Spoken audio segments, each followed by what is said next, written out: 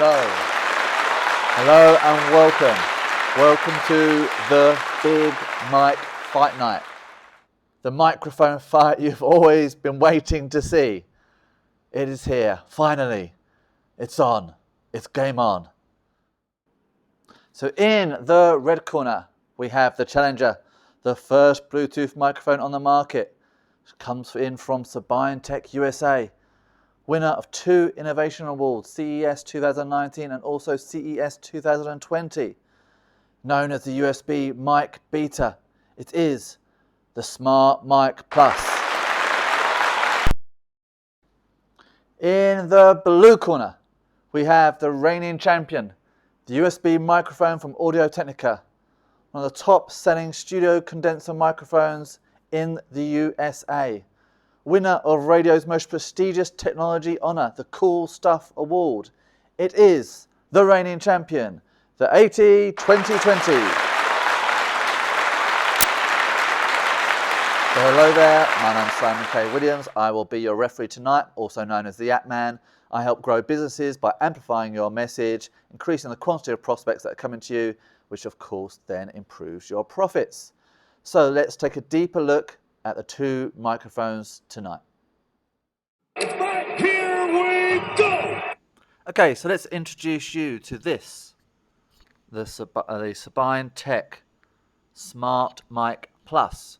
Also just got a clip on the back here, which you can just clip onto your top t-shirt or shirt, like so. And as such, it's always going to be in a good location, quite close to your mouth, and hopefully have good recordings. There's a lot of benefits by not having wires, etc. One of them is that any audio microphone device is fundamentally flawed if it's plugged into a computer. The best microphones are always external. That way, and that's why in movies you always have the clapperboard, and they always piece together the audio and the video in post-production and combine them later, etc. But that's a real pain. And of course, what this can do, if you use its own application, it's got its own software. The application's free to download, available on Android and on iPhone. It will piece together your video and audio in real time, but you still get the benefit, the audio benefit of using an external microphone. So we'll take a little bit look later at the USB microphone and see how that compares. And of course, that does plug straight into a computer, so it does have that challenge, let's say. Now, one of the benefits of a device like this is if I do move further away from the recording device, like I am here, or closer, of course, my distance from the microphone hasn't changed. So if you're in a situation where you're moving around a little bit, maybe you're doing a review of a physical item, you're doing some unboxing or something like that, then you might enjoy the kind of added flexibility and freedom of being able to sort of move around freely without having any audio issues. You also might like the fact that it's relatively discreet. I'm obviously wearing a black shirt right now, and I've got the black microphone. There is also a white mic available. What else can I say about this device? It's available on the market now for about $99, which I think is a very affordable price. But for me, $100 invested in something that's going to improve the quality of your videos and your audio recordings is a fairly easy sales pitch. Oh yes, there is one additional bit important to know. As I've stated, it does have its own application. It works through the application really well, very easily. Just use obviously through Bluetooth. I'm recording this on an iPhone as we speak. If, however, you want to record using a different application, that might be difficult and it may not be possible. However, there is a workaround, and you can actually purchase a second microphone and then have them connected in a master-slave configuration. So, for example, you could have another microphone and plug that straight into your DSLR, into your camera, and it will convey the audio from this version, the one you're wearing, straight into the camera. And again, that way you don't have any post-production to meet up or connect the audio and the video. But of course, that does require you to purchase a second microphone. If, however, of course, you want to buy 2 microphones anyway, perhaps you like the idea of having 2 different colours, which you may like, or perhaps more likely because you have an interview situation and you want to view somebody else and they are also then going to want to record and wear their own microphone, then you kind of get that added functionality, added benefit for effectively no additional cost. So something to consider. So that's it. That's introducing the SmartMike Plus. I think it's good build quality. It's really easy to use. Can be used in a lot of different situations. Particularly easy if you're using it in a kind of live environment, particularly where you might be some sort of body movement, or if you're not very, very close to the recording device. Right now, I'm just probably a foot away from my iPhone. Even the iPhone's internal microphone would be reasonably sufficient, though perhaps not quite as good as this in that situation. It's when I move further away from the camera that you really notice that the audio is still great, but of course it wouldn't be if I was just using my iPhone microphone for that. Okay, so that is the little introduction to the SmartMike Plus. Okay, introducing the AudioTechnica AT 2020. I'm also recording on this device right now. As you can see, I've got this pretty close to me and it's very much in shot. I've deliberately got this set as kind of an angle. It might not be obvious on the video here, but I've actually got this at almost a 45-degree angle. That's so that I'm not talking straight into the microphone, and that's going to help me get the sort of pops and splashes that I might otherwise get if I'm going straight in. To help reduce that, you can of course add a pop filter, which is probably recommended, but as you see, I have not set that up for this test. I'm about a hand's distance away, and actually in my experimentation, a kind of small hand's distance away. Usually you would be that far away. Here I'm just being a little bit less. I think about here is the optimum location for me away from the microphone.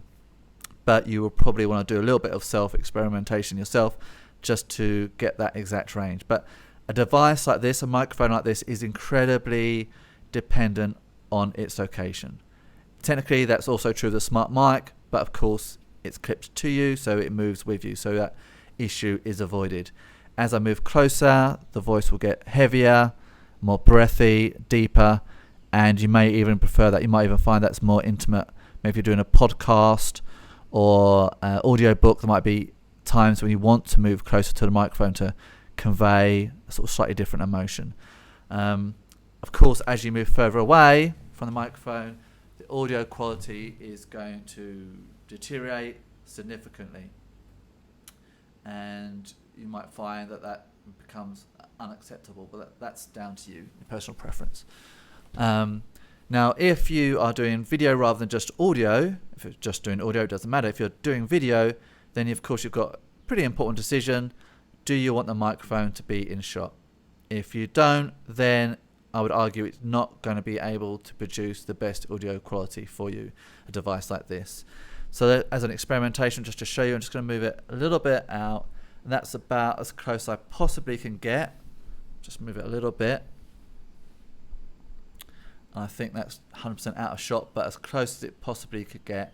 I'm about 2 hands distances away from the microphone now, and you can be the judge. Maybe that's acceptable quality to you, but I think you agree it's not as good as it is in the closer location. So that's it. That's my little introduction into the AudioTechnica AT 2020. Stay tuned, as I say, to hear our overall verdict. Okay, so we have gone a few rounds between the 2 microphones. There's not been any big knockout blow, so it comes down to the referees or the judges' decision. So let's take a look at the judges' scorecards. Let's take a look first at the red corner, the SmartMike Plus. Clear winner for ease of use. Its size means you can just put it in your pocket, you can put it in your laptop bag, you can put it in your drawer next to your computer, in your office. You can always carry it with you. So clear ease of use, really, really simple solution.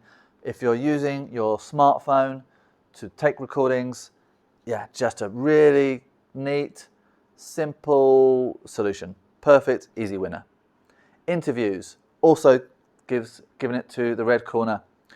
The application actually has an interview mode. Use 2 different microphones, can record them separately and splice and merge those interviews together perfectly. Really easy, neat solution, and an environment and a situation actually quite cumbersome and awkward to set up using 2 AT2020s. For webinars, a much cloudier situation. Honestly, there wasn't a clear winner for me. I've narrowly given it to the SmartMike by the narrowest of margins, and it came down to just this convenience factor. I like the fact that you don't have to have a big microphone in shot all the time.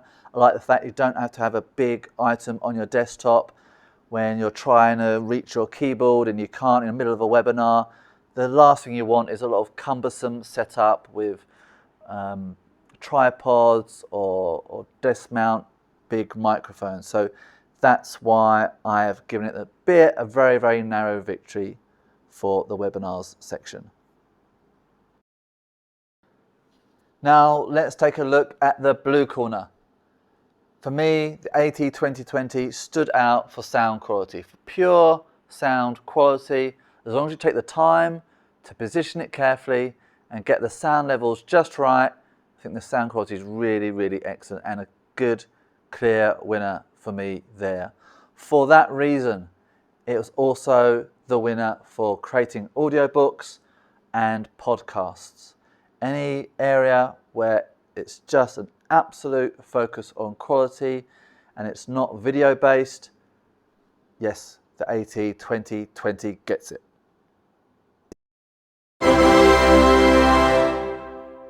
So, there has to be a winner.